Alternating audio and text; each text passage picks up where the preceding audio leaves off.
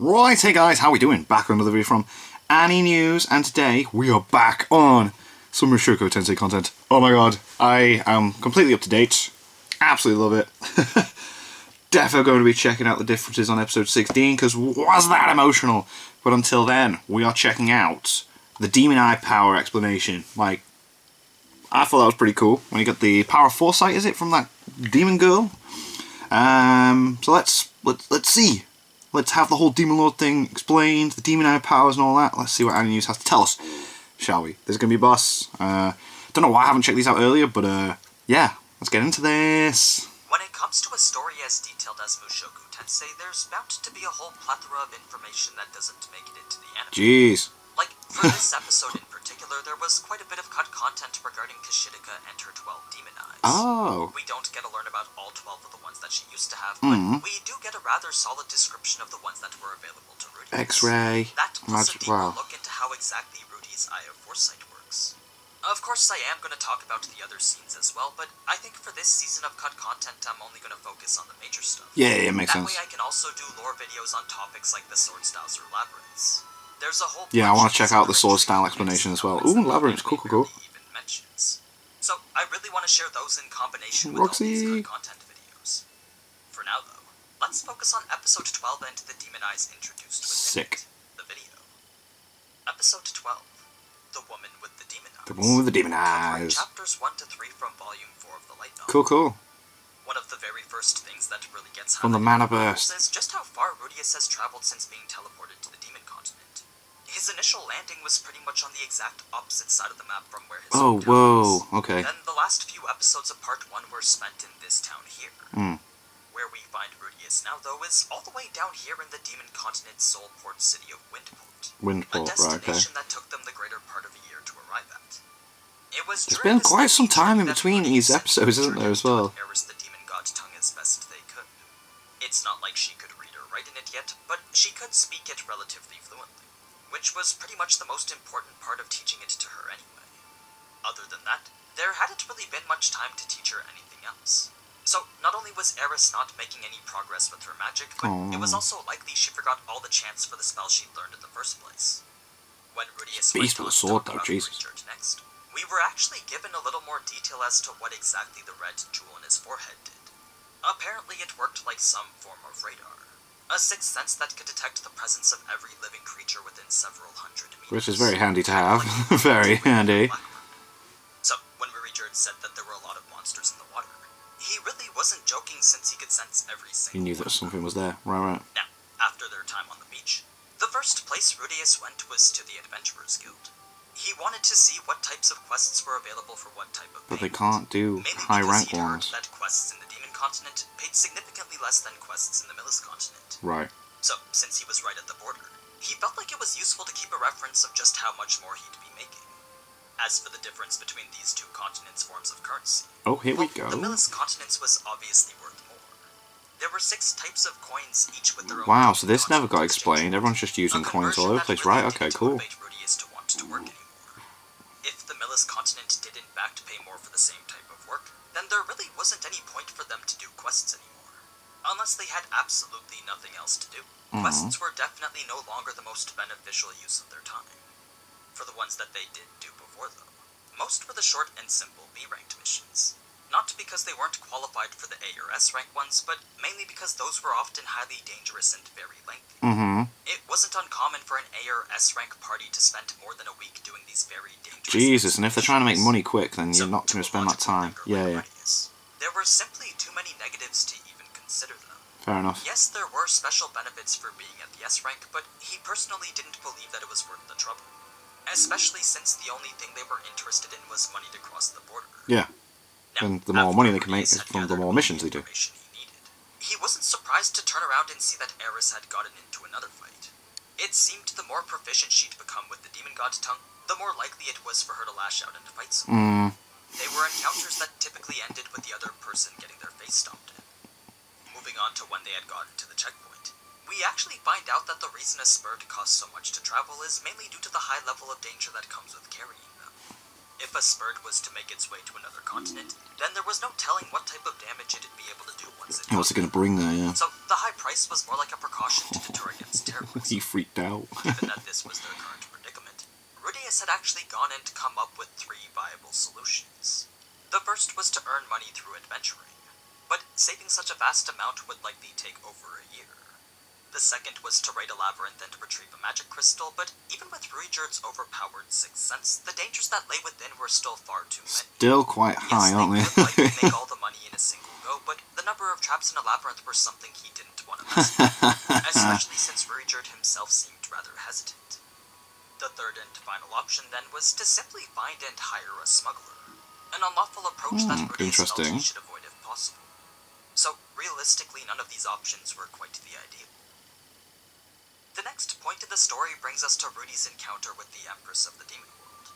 As he was wandering down the back alleys of the Just sees it in the street, Rudy had overheard a strange man offering a little girl food in exchange for following him. The instant Rudy realized that this was what the man god was leading him to, he instantly fired off a couple stone cannons to knock out the man confronting her. It was then that he saw the horns protruding from the head of the girl he just seen. Bit different to how the anime did it, alright. Came together, Rudeus immediately began to assume that this was a succubus. He thought that perhaps the man god was finally rewarding him for all his hard work. Oh god. But after giving it a bit more thought, Rudeus quickly remembered that succubi weren't even part of the demon race.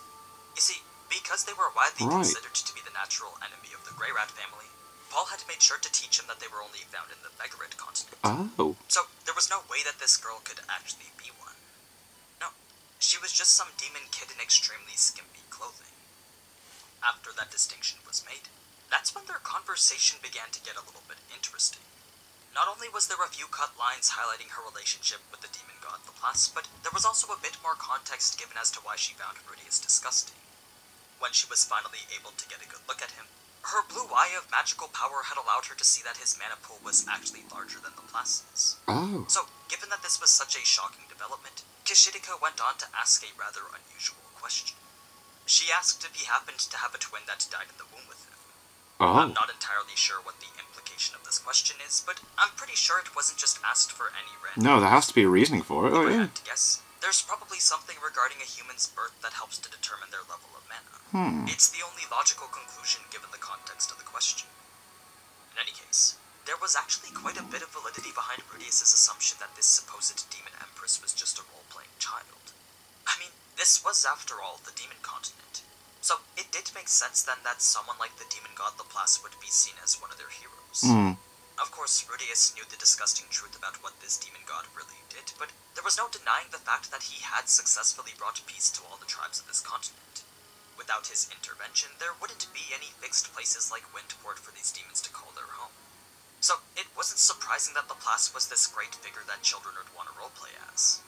In fact, it was actually a fairly common sight to see throughout his travels. Right, so a lot of people have already pretended beforehand, despite right. being a historic figure almost as prominent as Laplace, Rudeus couldn't say he'd ever seen any kids trying to be her before, leading him to the conclusion that we saw in the anime.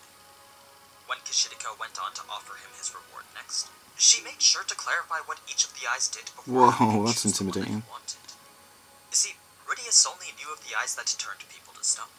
But because Kishirika was such a young reincarnation of her former self, she didn't yet possess any of the extremely powerful ones that she used to have. Oh, okay. Of the ones that she did have, though, first were the most So she's common reincarnated. Power, Right. a type of eye that allowed its user to see mana directly. And it was this type that was possessed by approximately 1 in 10. Oh, yeah! Next, She's got that. Identification, which pretty much worked like an encyclopedia. Not only would they identify the object that the user was looking at, but it would also provide extensive details regarding what it was. The only downside, though, was that those details had to come from the user's already existing knowledge. Right. After this was a pair So if you've got no of eyes clue that what it is, Kishirika you're not knew going was to be able to practically identify it. perfect for her. Makes sense. You see, these were the eyes of X-ray vision. And while they did indeed allow its user to see through inanimate objects, they also didn't let them see through anything that was living or surrounded by high concentrations of mana. Oh. So, I'm sure you don't need me to tell you what exactly Rudy would be using these eyes Oh, for. god, yeah. Kishirika then went on to the far-seeing eyes of distant sight. A pair that allowed its user to see things from very far away, but at the same time made it very hard to focus. They really weren't that useful for anything other than extremely long-range recon. Right, yeah, just Next, spying the on people. future-seeing eyes of foresight, This and is the what last were the he got in it. mannequin-seeing eyes of absorption, both of which which had their own ups and downs, but the fact that the absorption once consumed the user's own mana did make it objectively worse than the foresight one. So, with that being all the options, Rudeus found he couldn't quite decide on only a single one. It was a tough decision that led him to ask if Kashidika could give him two. This wasn't a request that she really minded accepting, but it also wasn't one that she recommended. Okay. Reason being that having two demon eyes made it incredibly hard to focus. Oh, right, okay. Much to the point that he probably wouldn't even be able to see out of them. If he spent the next 100 years training, then it definitely was possible that he'd be able to control them. He hasn't got that time. But for a child like him who was only just getting into his teens, having two would most definitely make him lose his mind. That's why people like Ghislaine who only have one are often seen covering their demon eye with an eye patch. Right. So, as Rudeus continued to ponder which one would be the most effective, there was only one that gave a very clear advantage. Distant sight wasn't something he really needed, No, and get rid of absorption that. was too much of a detriment than it was an asset. Identification wasn't all that useful given Rudeus's current knowledge. X-ray. Magical power There you go, was yeah, hard so it's to between rely those two, on because he's a over perv. Then X-ray vision simply meant he would constantly have to see Rudeus naked. So that left only the Eye of Foresight. A power Rudeus obtained after entertaining what he thought was just the playful... Oh god, oh yeah, it was like, wow, so much blood. Now, though, was more like this magical girl who was being led on by the law of cycles. Now, as for how this demon eye worked, well, the basic premise was that there were two types of focus, both of which were controlled... Yeah, the more he focuses his mana, the further he can see, but then the more blurry it goes, wasn't it? Opacity. Yeah. When this was at its max, everything he saw appeared completely doubled, giving him a highly distorted vision of reality that was way too hard to distinguish. If he was to shift that mana more towards the inner part of his eye, though, that's when that opacity would be down to its lowest, Right. effectively minimizing the visibility of the future doubles that he would normally see. Because seeing into the future was so beneficial, though, Rudeus decided to keep the mana channeled in a spot slightly above the minimum. That way he could still see glimpses into the future, all while not Being able to, like, entirely distracted react. by how it Yeah. distorted his vision. It was a level of mastery that only took 3 days of training to keep consistent. Rudy is quite clever. That being the first type of focus, it would then make sense that the second was a type of focus that controlled latency. The aspect of his eye that determined how far or how little into the future that he could see. With 0 mana being channeled to the forefront of his eye, the most Rudeus could see forward was only a second. But by Still pretty focusing more and decent, more right? mana into that specific area, he was able to start seeing upwards of 3 to 5 seconds. The longer he tried to look into the future, though, the more The more branches of blurry reality it is, he isn't would it? see, Yeah. and the I more like that. I blurry like the image would become. that like, there's a whole Essentially system as to turning way his his vision eye into a works like completely that. incomprehensible mess of potential futures. It also taxed the brain to the point that it would give him a headache. So, after another 3 days of training, Rudeus had finally learned how to consistently and safely see 1 second into the future. Sick. He now possessed proficient mastery over both the type of focuses his new demon eye He's got to be provided. quick enough to react. Now, while we did get to see how useful this eye was against Empress, we unfortunately didn't get to see how someone like Rudeus could beat it. You see, Well, just because Rudeus could see one doesn't mean he's fast enough and strong enough to deal with it, yeah. didn't mean that it was a future he could always react to. Mm. Plus, depending on what or who he was looking at, there was always the chance that they themselves would be fast enough to blur his vision with different potential possibilities of the future. Yeah. Which is exactly what happened during his fight with Rudeus. Ah. When Rudeus had gone in for his initial attack, Rudeus was able to dodge it much like how he did to Eris. But it was after that initial movement was made that Rudeus began to initiate his own counter. A rapid motion that blurred Rudy's vision with 2 completely different Damn, that looks images. class. In one there was a Rudeus who grabbed his arm, and the other was a Rudeus who caught his face with a punch. Oh. Neither of which Rudy could avoid since he was already caught in the motion of dodging. So, even though Rudeus could see exactly what Rudeus was going to do, there wasn't anything that he could do to stop About it, yeah. resulting in Rudy's face being treated like a volleyball. Nice. If you're wondering what exactly had happened, well, Rudeus' skill had allowed him to come up with multiple options during the fight. If Rudeus was to defend with his hand, then Rudeus was ready to grab his arm. If he didn't do anything though, then Rudeus would simply finish the fight with a punch. Those were the 2 outcomes in which Rudy envisioned because they were the 2 actions Rudeus had committed himself to making. It was a gap in experience that no level of foresight could help prepare him against, making it very clear that the eye did in fact have its weaknesses. Moving on to the scene with Eris and Rudy. Aside from Eris leaning up on him like how we see in the novel, there was a lot more self-reflection going on during his conversation with her. Okay. While normally this type of situation would get his heart racing a mile a minute, Rudeus could only feel ashamed for having been dishonest. He completely agreed that this new power of his wasn't fair to Eris. So, despite it being something he initially felt that he could rely on, Rudeus decided right here that he wouldn't. He decided it was best to only use it as his trump card. To do anything else with it would most likely end up turning it into a crutch. An undesirable Yeah, it can't be outcome that too he almost dependent on failed it. to even Yeah. consider. Now, if you're confused as to what exactly was going on during the events of episode 2, well, a lot of the context for the whole prison break was skipped when they decided to not show Gallus' offer. You see, Gallus was a member of a smuggling organization that he was trying to look out for.